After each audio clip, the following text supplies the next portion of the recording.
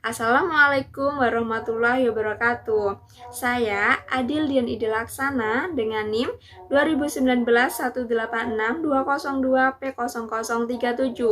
Di sini saya akan menyampaikan sedikit materi tentang konseling behavior. Nah, langsung saja kita masuk ke materinya.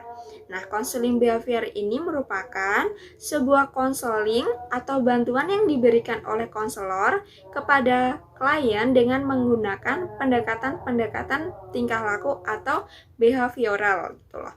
Dalam hal pemecahan masalah-masalah yang dihadapi serta dalam penentuan arah kehidupan yang ingin dicapai oleh seorang klien tersebut. Atau konseling behavior ini sendiri merupakan suatu teknik terapi dalam konseling yang berlandaskan teori belajar yang berfokus pada tingkah laku individu untuk membantu konseling mempelajari tingkah laku baru dalam memecahkan masalahnya melalui teknik-teknik yang berorientasi pada tindakan.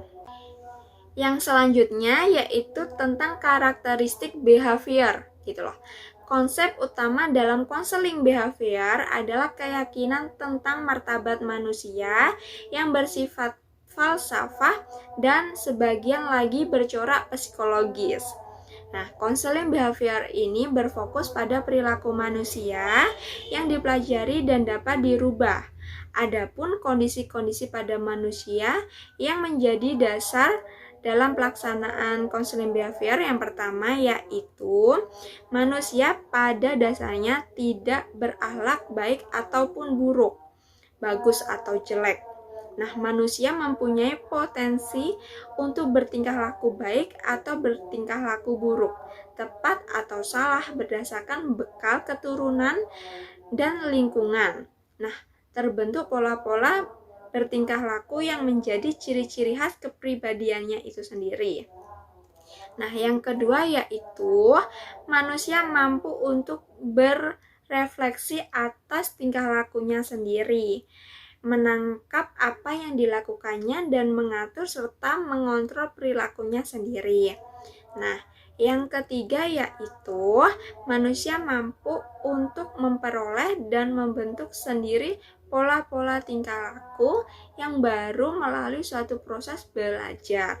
Kalau pola-pola lama dahulu dibentuk melalui belajar, pola-pola itu dapat diganti melalui suatu usaha belajar yang baru. Nah, yang keempat yaitu manusia dapat mempengaruhi perilaku orang lain dan dirinya sendiri dipengaruhi oleh perilaku orang lain. Nah, tujuan sendiri dari konseling behavior yaitu untuk menciptakan suatu kondisi baru yang lebih baik melalui proses belajar sehingga perilaku yang negatif dapat dihilangkan serta mengubah tingkah laku adaptif dengan cara memperkuat tingkah laku yang diharapkan dan meniadakan perilaku yang tidak diharapkan serta berusaha menemukan cara-cara bertingkah laku yang baru. Nah, konseling behavior itu sendiri bekerja dengan memusatkan perhatian perilaku manusia pada yang nampak dan dapat dipelajari.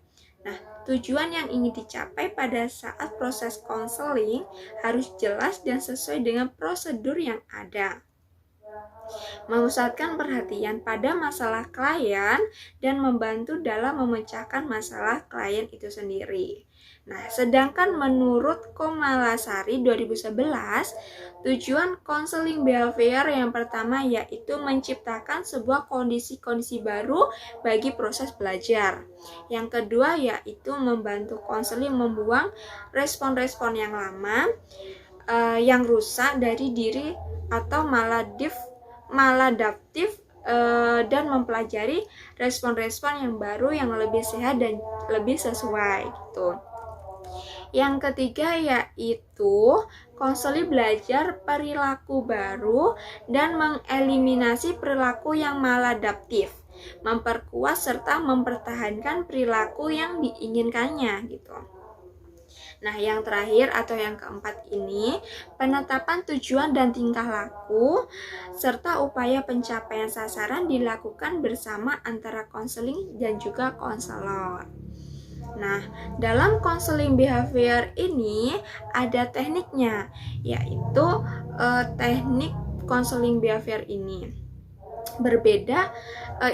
Perbedaan konseling behavior ini dibandingkan dengan metode yang lain, yaitu adalah pengembangan prosedur-prosedur terapeutik yang spesifik yang memiliki kemungkinan untuk diperbaiki melalui metode ilmiah.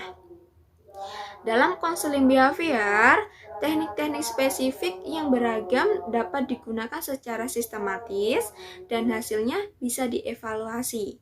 Nah, teknik-teknik tersebut bisa digunakan jika saatnya tepat untuk menggunakannya, dan banyak diantaranya yang bisa dimasukkan ke dalam praktik psikoterapi yang berlandaskan model-model lain gitu.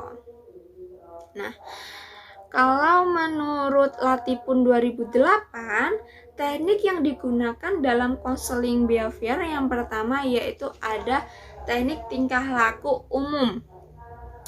Yang pertama yaitu schedule penguatan. Ini merupakan suatu teknik pemberian atau penguatan pada klien ketika tingkah laku baru selesai dipelajari, dimunculkan oleh klien gitu. Nah, penguatan harus dilakukan secara terus-menerus sampai tingkah laku tersebut terbentuk dalam diri klien gitu. Yang kedua yaitu shaping. Nah, shaping ini merupakan teknik terapi yang dilakukan dengan mempelajari tingkah laku baru secara bertahap. Nah, konselor dapat membagi-bagi tingkah laku yang ingin dicapai dalam beberapa unit. Kemudian mempelajarinya secara unit-unit kecil gitu. Yang ketiga yaitu ekstinsi. Nah, ekstinsi ini merupakan terapi berupa penghapusan penguatan agar tingkah laku maladaptif tidak berulang. Ini didasarkan pada pandangan bahwa individu tidak akan bersedia melakukan sesuatu apabila tidak mendapatkan keuntungan, seperti itu. Nah, yang kedua yaitu teknik-teknik spesifik. Nah, teknik-teknik spesifik ini yang pertama ada desensitisasi sistematik. Nah, yang merupakan teknik yang paling sering digunakan, yang cocok untuk menangani fobia-fobia.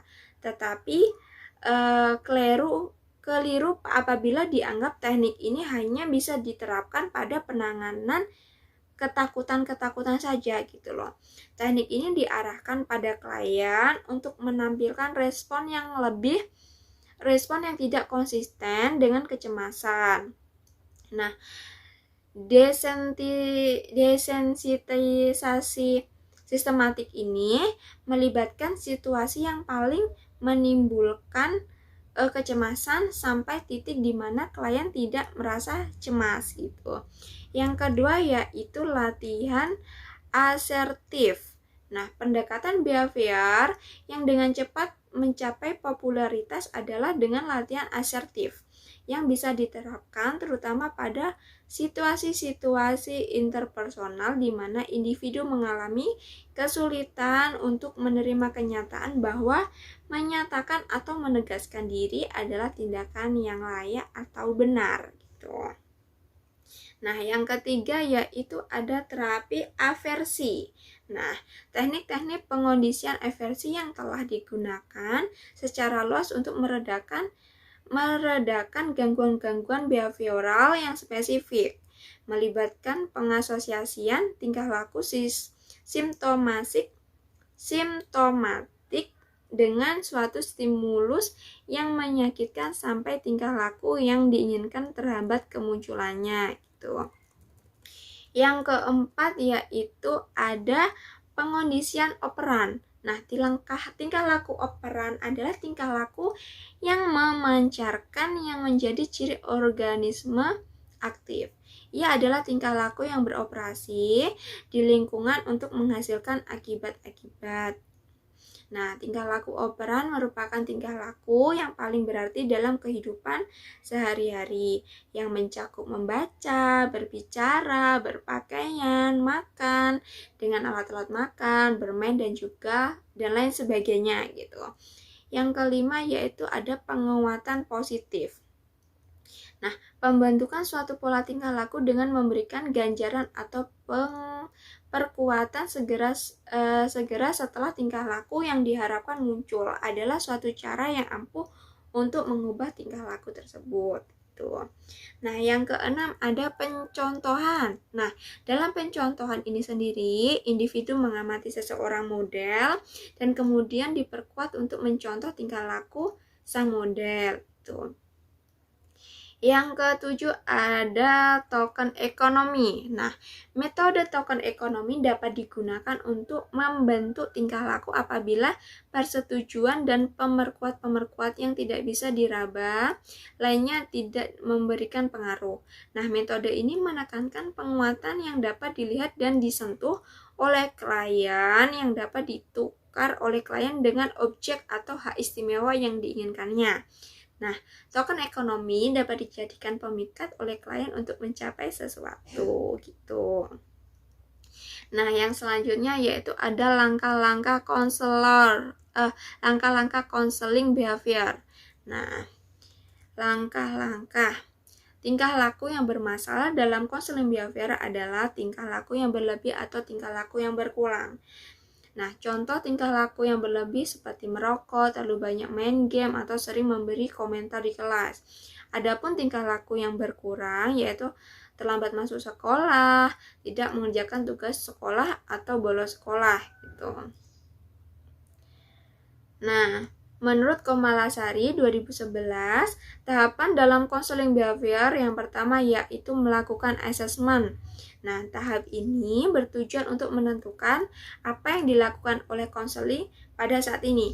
Nah, assessment yang dilakukan adalah aktivitas nyata, perasaan, dan juga pikiran konseling. Yang kedua yaitu menentukan tujuan. Nah, konselor dan konseling menentukan tujuan konseling sesuai dengan kesepakatan bersama berdasarkan informasi yang telah disusun dan dianalisis. Nah, dalam menentukan tujuan ini ada disusun atas 3 langkah. Yang pertama yaitu membantu konseling untuk memandang masalahnya atas dasar tujuan-tujuan yang sama atau tujuan-tujuan yang diinginkannya. Yang kedua yaitu memperhatikan tujuan konseling berdasarkan kemungkinan hambatan-hambatan situasional tujuan belajar yang dapat diterima dan dapat diukur. Yang ketiga yaitu memecahkan tujuan ke dalam subtujuan dan menyusun tujuan menjadi susunan yang berurutan gitu. Nah, yang ketiga yaitu tahapannya mengimplementasikan teknik. Nah, setelah tujuan konseling dirumuskan, konselor dan konseling menentukan strategi belajar yang terbaik untuk membantu konseling mencapai perubahan tingkah laku yang diinginkannya gitu loh. Konselor dan konseling mengimplementasikan teknik-teknik konseling sesuai dengan masalah yang sedang dialami oleh konseling gitu. Yang terakhir yaitu ada evaluasi dan mengakhiri konseling. Nah, evaluasi konseling behavioristik ini merupakan proses yang berkesinambungan. Nah, evaluasi dibuat atas apa yang konseling perbuat. Tingkah laku konseling digunakan sebagai dasar untuk mengevaluasi efektivitas konselor dan efektivitas tertentu dari teknik-teknik yang digunakannya. Nah, itu tadi yang merupakan sebuah sedikit materi tentang konseling behavior gitu. Nah, mohon maaf apabila ada salah pengucapan. Saya akhiri. Wassalamualaikum warahmatullahi wabarakatuh.